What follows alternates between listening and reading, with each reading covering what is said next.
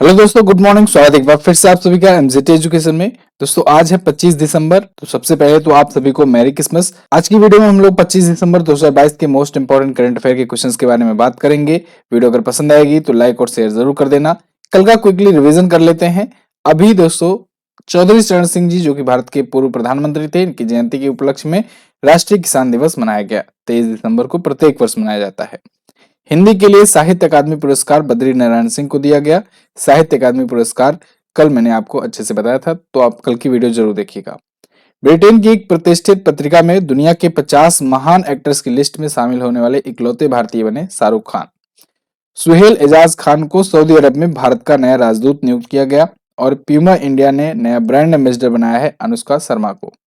इसके अलावा यूट्यूब दोस्तों ये ऑनलाइन वीडियो मंच है और इसने भारत की जीडीपी में 10,000 करोड़ रुपए का कंट्रीब्यूशन किया है। ये एक रिपोर्ट निकल करके सामने आई हुई है।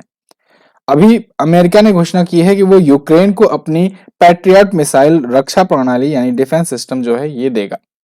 और उड़ीसा राज्य सरकार ने 24x7 नल से पानी परियोजना की शुरुआत कर दी है 19 शहरों में। ग्रामीण विकास के प्रयासों के लिए रोहिणी नैयर पुरस्कार मिला है सेठ रिचम संगतन को। और अभी पद्मश्री से सम्मानित HR केशवमूर्ति जी का निधन हो गया है। ये टॉप 10 करंट अफेयर के क्वेश्चंस थे कल की वीडियो से, जिनका आपने किया रिवीजन।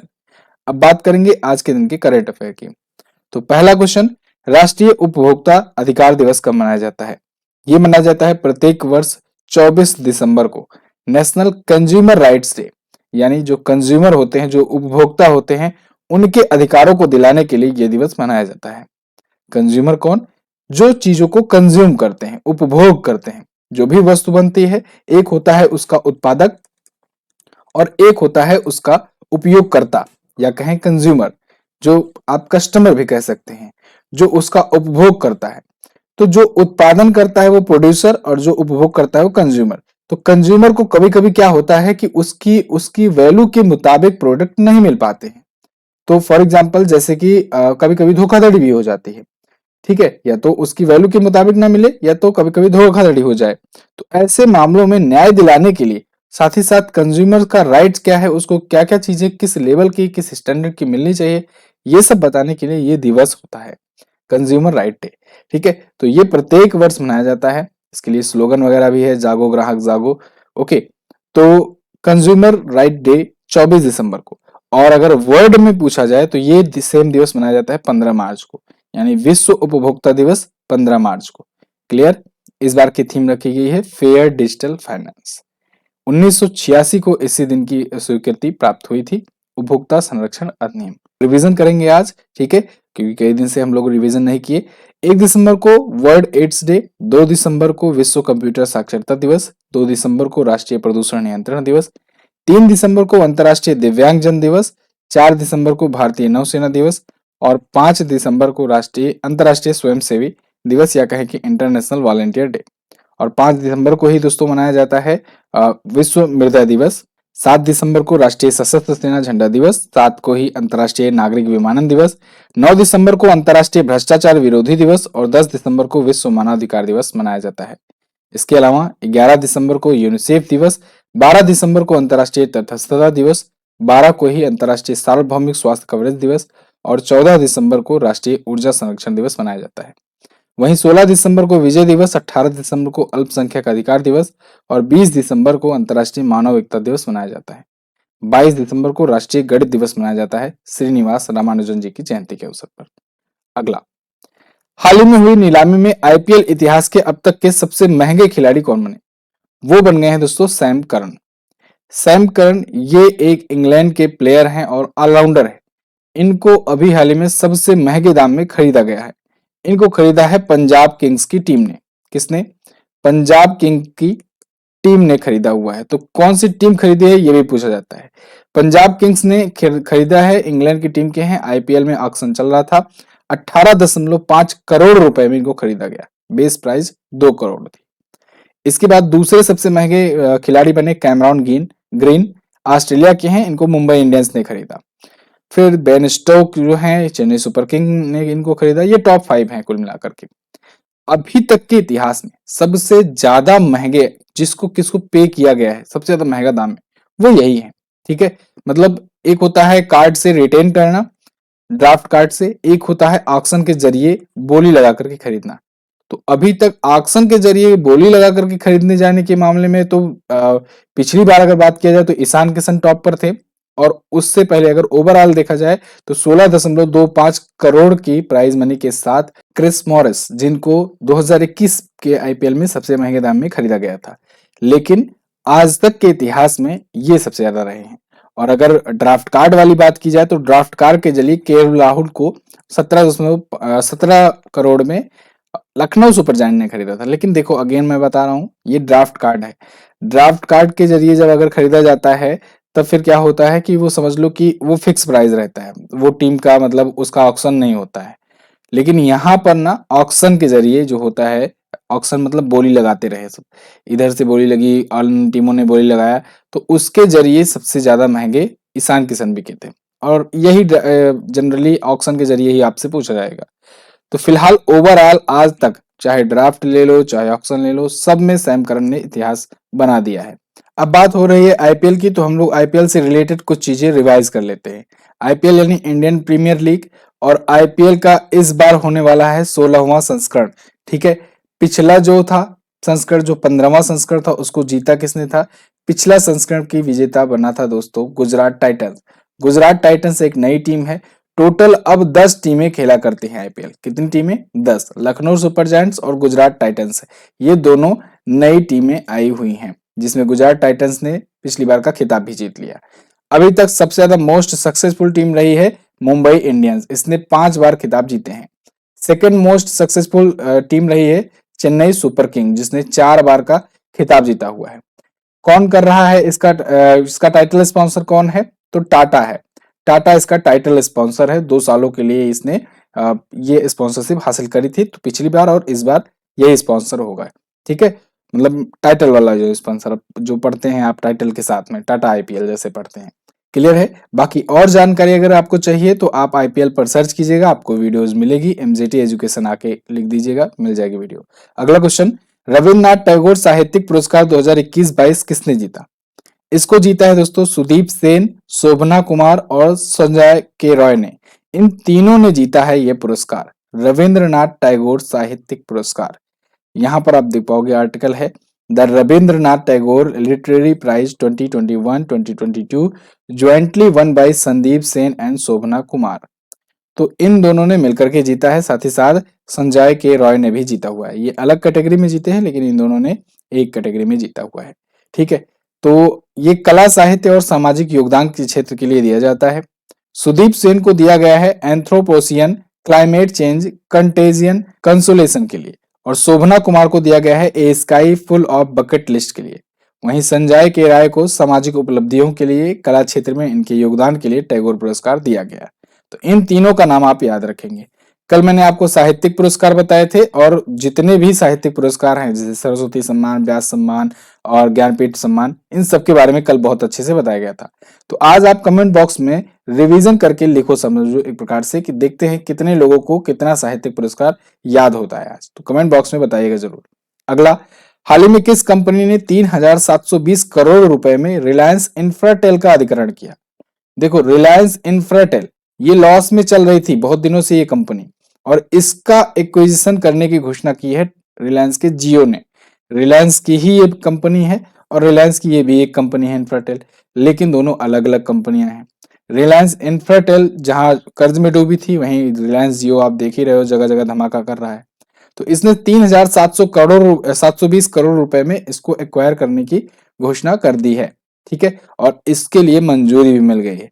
किसकी मंजूरी? जो इन सब चीज के लिए अप्रूवल देता है, यानी NCLT, national company law tribunal.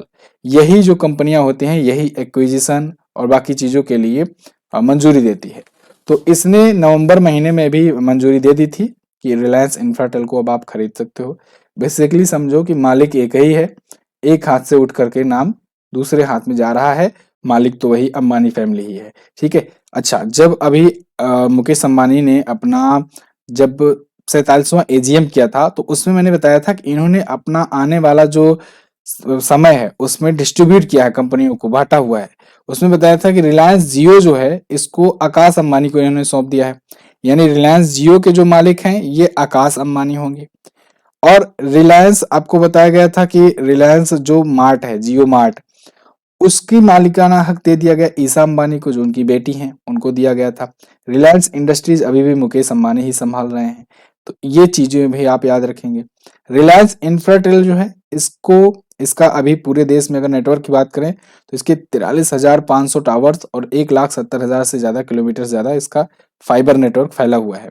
लेकिन ये कर्ज में थी तो इसको खरीद लिया रिलायंस जियो ने। अगला, जनवरी 2023 में भारत और किस देश के बीच हवाई युद्धाभ्यास वीर गार्जियन 2023 आयोजित किया जाएगा? तो भारत और जापान के बीच में ये पहली बार होगा जब हवाई युद्धाभ्यास होगा, यानी एयर एक्सरसाइज होगा। इंडियन एयरफोर्स और जापान की जो एयरफोर्स है उसके बीच में ये अभ्यास होने वाला है, वीर गार्जियन 2023। तो ये कब आयोजित किया जाएगा? जनवरी में आयोजित किया जाएगा। यहाँ पर आप रेफरेंस के लिए ये देख सकते हो, आर्टिकल है।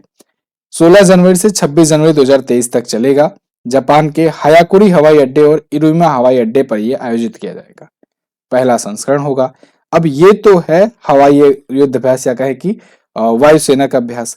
भारत जापान के बीच में थल सेना अभ्यास भी होता है, उसका नाम होता है एक्स धर्म गार्जियन। इसी के नाम पर इसका भी नाम पड़ा है। ये वीर गार्जियन होगा, ये धर्म गार्जियन होता है। ये इस बार की अगर बात करें तो 2022 में फरवरी में हुआ था, बेलगावी कर्नाटक में। और अभी कुछ महीनों पहले भारत और जापान के बीच में नौसैन्य अभ्यास हुआ था, एक जिमेक्स। जिमेक्स बोले तो जापान इंडिया मैरीटाइम एक्सरसाइज। तो ये नौसैन्य अभ्यास है। नौसैन्य अभ्यास, थल सेना अभ्यास और वायुसेना अभ्यास, तीनों याद रखेंगे। ये अभी हुआ था 11 से 17 सितंबर 2022 को बंगाल की खाड़ी में, जिसको मैंने आपको बताया भी था। क्लियर है? अब आया है जापान। तो जापान के बारे में थोड़ा सा जान लेते हैं हम लोग। तो वर्ल्ड मैप में आप देखोगे सबसे पहले ये रहा अपना प्यारा भारत। यहां से आप आओगे इधर चाइना वगैरह, कोरिया वगैरह को क्रॉस करोगे तो दिखेगा एक देश जापान। ये सबसे पूर्व में पड़ता है और सबसे पहले सूर्य यहीं पर दिखाई देता है, इसलिए इसे कहते हैं उगते सूर्य का देश, क्योंकि सबसे पूर्व में पड़ता है। ठीक है, तो जापान की जो कैपिटल है वो होती है टोक्यो, यहाँ पर है। और यहीं टोक्यो में तो अभी हुआ था ओलंपिक 2021 वाला, ठीक है ना, जो 2020 के नाम से था लेकिन हुआ 2021 में था। तो टोक्यो ओलंपिक भी आप याद रखेंगे। फिलहाल ओलंपिक पर आप जरूर वीडियो देख लीजिए, ये पढ़कर जाना, चाहे कोई सब एग्जाम देने आप जा रहे हो। जापान की जो करेंसी होती है वो होती है येन। यहाँ के जो प्राइम मिनिस्टर हैं वो है फूमियो किशिदा। यहाँ के जो पूर्व प्रधानमंत्री थे शिंजो आबे, उनकी गोली मार करके किसी ने हत्या कर दी थी। और शिंजो आबे भारत के लिए बहुत इंपॉर्टेंट थे। भारत और जापान के रिलेशन मजबूत करने में उनका काफी अहम योगदान रहा था। इस वजह से भारत में पद्म विभूषण से वो सम्मानित किए गए थे। तो ये भी आप याद रखेंगे। आ जाते हैं वापस से भारत में। ये रहा अपना प्यारा भारत। अब चलते हैं हम लोग क्वेश्चन की तरफ। अगला, हाल ही में किस कंपनी ने भारत की सर्वश्रेष्ठ वैश्विक प्रतिस्पर्धी विद्युत कंपनी का पुरस्कार जीता? तो ये पुरस्कार जीत लिया है दोस्तों अभी एनएचपीसी ने। एनएचपीसी का मतलब होता है national hydro electric power corporation. तो इस कंपनी ने अभी हाल में इंडिया की best globally competitive power companies का अवार्ड जीत लिया है। ठीक है, और इसने ये अवार्ड 15वें इनर्शिया अवार्ड 2022 में जीता हुआ है। किस कैटेगरी में? ये जल विद्युत और नवीनीकरण ऊर्जा श्रेणी में की जीता हुआ है। इनर्शिया फाउंडेशन के द्वारा यह अवार्ड इसे दिया गया, national hydro electric power corporation. इसकी स्थापना हुई थी 1975 को। हेडक्वार्टर इसका फरीदाबाद में है और इसके महानिदेशक है वर्तमान में वाईके चौबे। तो भारत की सर्वश्रेष्ठ वैश्विक प्रतिस्पर्धी विद्युत कंपनी एनएचपीसी है। क्लियर? अगला देखते हैं। हाल ही में किस भारतीय वैज्ञानिक ने विन फ्यूचर स्पेशल प्राइज 2022 प्राप्त किया? तो अभी हाल ही में प्रोफेसर थलप्पिल प्रदीप जो हैं, इनको विन फ्यूचर स्पेशल प्राइज 2022 से सम्मानित किया गया है। ये आईआईटी मद्रास के प्रोफेसर हैं और साइंटिस्ट हैं और रिसर्चर भी हैं। तो इनको ये मिला हुआ है। ठीक है, विन फ्यूचर स्पेशल प्राइज। ठीक, तो for innovation from developing countries. तो ये इनोवेशन फ्रॉम डेवलपिंग कंट्रीज के लिए इनको मिला हुआ है। ठीक है ना। अब देखो, ये जो हैं भूजल से आर्सेनिक और अन्य भारी धातुओं को हटाने के लिए कम लागत वाली निस्पंदन प्रणाली बनाए हुए हैं और इसके लिए इनको सम्मानित किया गया है। विकासशील देशों के इनोवेटर्स को समर्पित ये विशेष पुरस्कार था। प्रोफेसर थलपिल प्रदीप का नाम याद रखना है। आईआईटी मद्रास के प्रोफेसर और प्रसिद्ध रिसर्चर हैं। हाल ही में किस इमारत को शीर्ष ग्रीन बिल्डिंग पुरस्कार दिया गया? तो दोस्तों अभी हाल ही में यूआईडीएआई को भारत में शीर्ष ग्रीन बिल्डिंग पुरस्कार से सम्मानित किया गया है। UIDAI यानी unique identification authority of India, इसका जो हेडक्वार्टर है ना नई दिल्ली में, इसका जो भवन है हेडक्वार्टर भवन, इसने ये प्रेस्टिजियस जो पुरस्कार है वो जीता हुआ है। ठीक है, तो इसे गृह एग्जाम्पलरी परफॉर्मेंस अवार्ड भी कहते हैं, ग्रीन बिल्डिंग अवार्ड भी कहते हैं। ठीक है, तो ये इसने जीता हुआ है। इसका हिंदी में नाम है भारतीय विशिष्ट पहचान प्राधिकरण। जो आप आधार कार्ड यूज करते हो ना, आधार कार्ड, ये आधार कार्ड जो है ये इसी का प्रोडक्ट है, UIDAI का, unique identification authority of India का। तो इसका जो हेडक्वार्टर भवन है, इसी को शीर्ष ग्रीन बिल्डिंग पुरस्कार से सम्मानित किया गया है। ठीक है, पिछली साल की अगर बात करें तो ये उप विजेता रही थी, इस बार ये विजेता है। क्लियर है? अच्छा, आज दोस्तों है मैरी क्रिसमस, तो आज के अवसर पर दोस्तों आप लोग को दिया जा रहा है 70% का डिस्काउंट हमारे सभी पेड बैचेस पर। अभी कौन कौन से बैच चल रहे हैं? तो सिलेक्शन वाला बैच ये तो ट्रेंडिंग पर चल रहा है, SSC MTS और CHSL वाला, इसको आप ले सकते हो। वर्दी बैच, जो लोग SSC GD का कंप्लीट बैच लेना चाहते हैं वो ये ज्वाइन कर सकते हैं। और आज बहुत ही खूबसूरत मौका है, अगर आप कोई सा भी बैच लेते हो, इकोनॉमी का आप ले सकते हैं, इकोनॉमी का जबरदस्त बैच है, मेरे द्वारा पढ़ाया गया ये बैच है और इसमें वीडियोज आना स्टार्ट हो गया है दोबारा से। GS बैच, अगर आप मेंस के लिए तैयारी कर रहे हो तो इसी में प्री और मेंस में आपका तैयार कराया जाएगा। ठीक है, CGL का, तो इसको भी आप परचेज कर सकते हो। इसके लिए कूपन कोड आपको यूज करना है सेंटा। तो जिन जिन लोगों को लिए लेना है, आज के लिए बेहतरीन अवसर है, आज के लिए 70% का डिस्काउंट है, तो बहुत ही नाम मात्र की फीस पर आप इसको ले सकते हो। वैसे ही देखो सबसे कम दाम का रहता है, लेकिन इस पर भी आपको डिस्काउंट दिया जाएगा, तो इन प्राइजेस को भी आपको नहीं पे करना है, इससे भी नीचे के दाम पर आपको ये मिलेगा। कूपन कोड में सेंटा यूज करना, 70% का डिस्काउंट मिलेगा। MZT ऐप पर ये कोर्स आप मिलेगा, आप ज्वाइन कर सकते हो। कोई भी दिक्कत आए, प्रॉब्लम आए पेमेंट करने में या किसी भी चीज में, तो आप व्हाट्सएप कर सकते हैं। व्हाट्सएप का ऑप्शन आपको जगह जगह ऐप पर मिल जाएगा।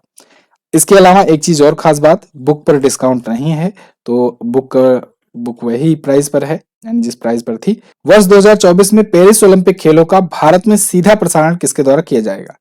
तो इसका सीधा प्रसारण अब वायाकॉम 18 के द्वारा किया जाएगा।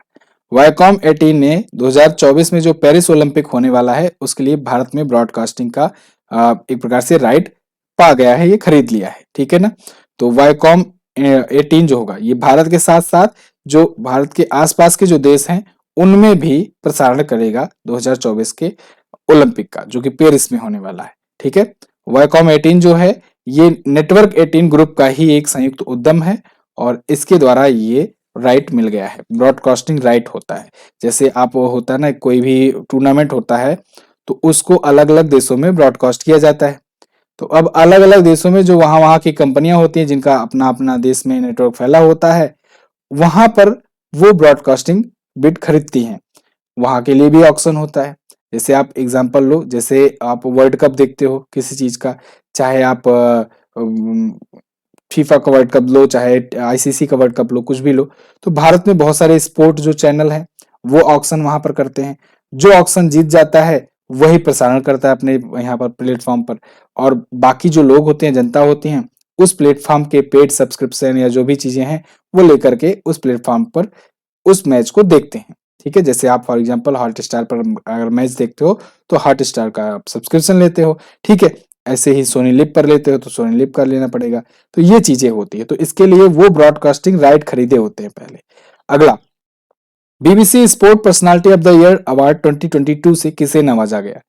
तो अभी हाल ही में BBC sport personality year award मिला है बेथ मीड को।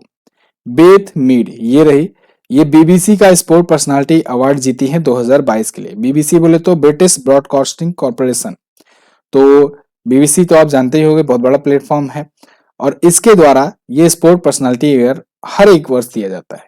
तो इनको दिया गया है, ये फुटबॉल की खिलाड़ी हैं और महिला खिलाड़ी हैं। तो यूरो 2022 में ये शीर्ष स्कोरर रही थी।